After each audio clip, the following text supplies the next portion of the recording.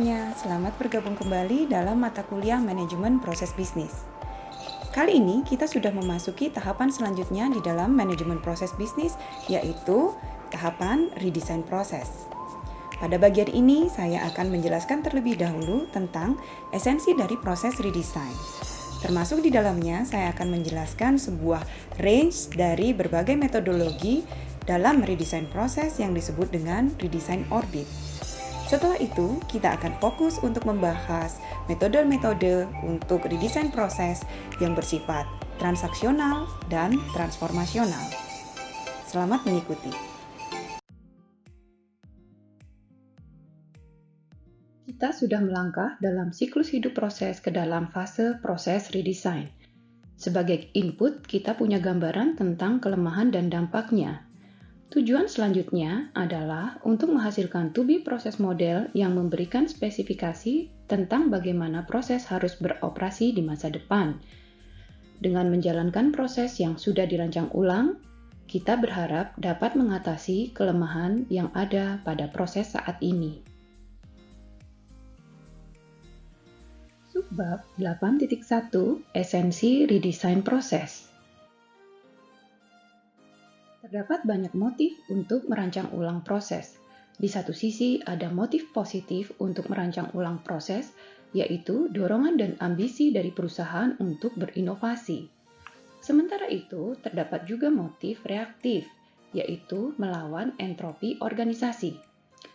Proses yang pada satu saat beroperasi dengan baik, bisa jadi tidak lagi berjalan dengan baik karena berbagai alasan. Salah satunya adalah karena lingkungan proses sudah berubah, sehingga proses bisa jadi tidak cocok lagi dengan lingkungan tersebut. Bisa juga karena beban kerja dari proses tersebut sudah meningkat secara drastis, juga karena produk dan layanan yang kita sediakan berubah. Pada kondisi ini, proses bisa jadi tidak berjalan dengan baik lagi. Di sini, pada motif reaktif, kita berusaha memperbaiki proses untuk mengatasi masalah-masalah ini. Pada motif positif, kita berusaha berinovasi dan menghasilkan ide untuk membuat proses menjadi lebih baik dibandingkan dengan organisasi lain. Apa sebenarnya redesign proses? Redesign proses adalah perubahan substansial dan disengaja dari proses bisnis dan bukan sekedar penyimpangan kecil pada perilakunya. Biasanya, redesign proses terjadi pada proyek redesign yang merupakan intervensi dan menghasilkan desain baru dari proses. Redesign proses terutama berkaitan dengan perubahan proses bisnis itu sendiri, yang mencakup pandangan operasional dan perilaku. Redesign proses juga meluas ke perubahan yang ada pada interaksi antara proses dan organisasi atau lingkungan eksternal tempat proses beroperasi, informasi dan teknologi yang digunakannya, serta produk yang dikirimkannya kepada pelanggannya. Bagaimana kita bisa melakukan redesign proses? Seringkali kita juga menyebutkan tentang perbaikan proses. Jika kita berpikir tentang perbaikan proses, maka kita harus berpikir tentang dimensi kerja dari proses. The Devil's Quadrangle adalah sebuah visualisasi yang diperkenalkan oleh Dumas dan kawan-kawan untuk menggambarkan dimensi kinerja proses. Kuadrangle atau segi empat ini menunjukkan waktu, biaya, kualitas, dan fleksibilitas sebagai dimensi kinerja utama. Mengapa disebut dengan segi empat setan atau Devil's Quadrangle? Alasannya karena hampir tidak mungkin untuk meningkatkan proses pada keempat dimensi kinerja ini secara bersamaan. Misalnya, kita ingin membuat proses lebih cepat. Biasanya ini menurunkan fleksibilitas karena kita harus melakukan standarisasi.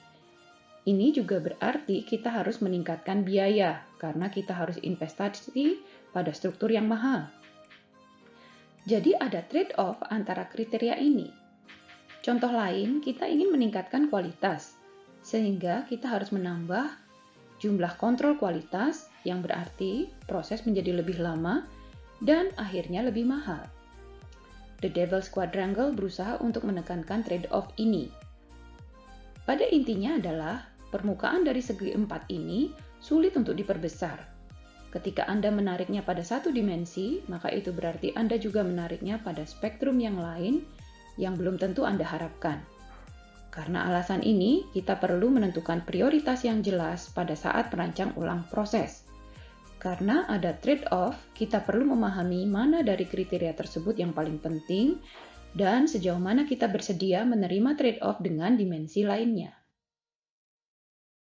Terdapat banyak metode untuk melakukan redesign proses. Spektrum dari metode redesign sangat luas. Redesign orbit berusaha untuk mengelompokkannya ke dalam 3 dimensi berdasarkan ambisi, sifat, dan perspektif yang diambil. Dalam dimensi ambisi, sebuah metode redesign bisa transaksional atau transformasional.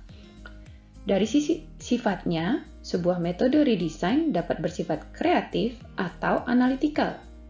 Sementara, dari sisi perspektif yang diambil, metode redesign dapat melihat ke dalam atau inward looking atau melihat keluar atau outward looking. Mari kita lihat dimensi pertama, yaitu terkait dengan ambisi dari usaha redesign yang dapat dibedakan menjadi 2 spektrum, yaitu transaksional dan transformasional.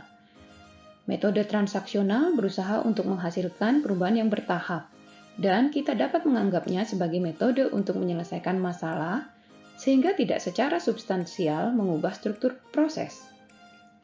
Di sisi lain, metode transformasional dirancang untuk menghasilkan terobosan inovasi yang berarti proses yang baru bisa sangat substansial berbeda dari proses saat ini.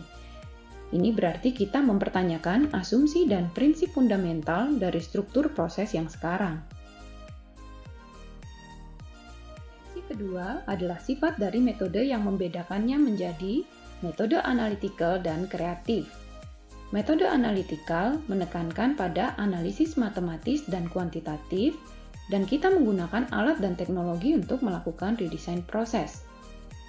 Sementara, metode kreatif bergantung pada kreativitas manusia dan menekankan pada dinamika kelompok, dan pada dasarnya mengandalkan pada diskusi para ahli untuk membayangkan bagaimana proses terlihat di masa yang akan datang. Dimensi ketiga terkait perspektif dari usaha redesign proses. Metode melihat ke dalam atau inward looking mempertimbangkan proses dari perspektif internal organisasi. Metode ini menarik dari tujuan dan pengukuran kinerja. Metode melihat keluar mempertimbangkan proses dari perspektif orang luar, misalnya pelanggan atau pemasok.